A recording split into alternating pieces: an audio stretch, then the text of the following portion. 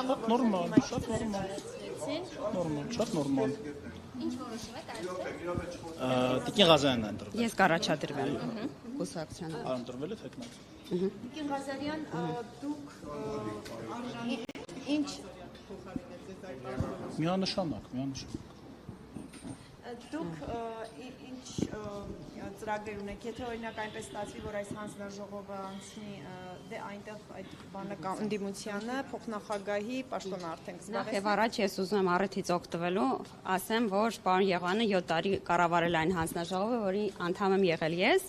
եւ պետք է ասեմ, որ պարոն Եղանի հետ նաեւ ուսանողական ընկերներ ենք եւ ես այս ողջ ընթացքում մեր հարաբերությունների շատ բաներ եմ սովորել պարոն Եղանից եւ շարունակելու եմ այս ընթացքում իր հետ խորհրդակցել եւ մենք միասին ենք ըստ էության աշխատելու հանձնաժողովի նախագահան որևէ առավելություն այս իմաստով չունի եւ պարոն Եղանն ունի շատ կարեւոր գիտելիքներ, որ վստահաբար ծառայեցնելու է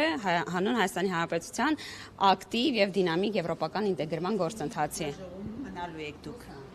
Ամենայն հավանաբար կտեսնենք էլի, այնտեղ թվեր կան սահմանափակ էլի, թիվը արդեն ֆրակցիան կորոշի։ Տիկին Ղազարյան, իսկ դուք Դուք ինչի եք միշտ բացասական նայում հարցին։ Չէ, ես անցած անգամ էլ ասացի, ոչ թե վարչությունը ինչ-որ մեկին չի ընտրում, այլ վարչությունը մեկին ընտրում է։ Այնպես որ դուք միշտ դրական կողմից նայեք։ Քանի որ ելույթներ էին լինում,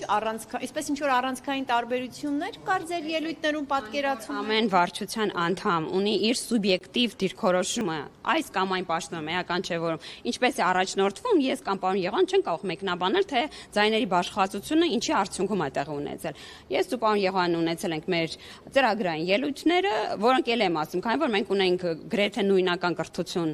եւ գրեթե նույնական պատկերացումներ, ձայներն էլ բաշխել են այնպես, ինչպես բաշխվել են։ Հարաբերությունը մեծ էր։ Այս հարցը ինձ թվում է Դա վարչությունը։ աշխատակարգային հարց է, էլի, դա մենք չպիտի հրապարակենք։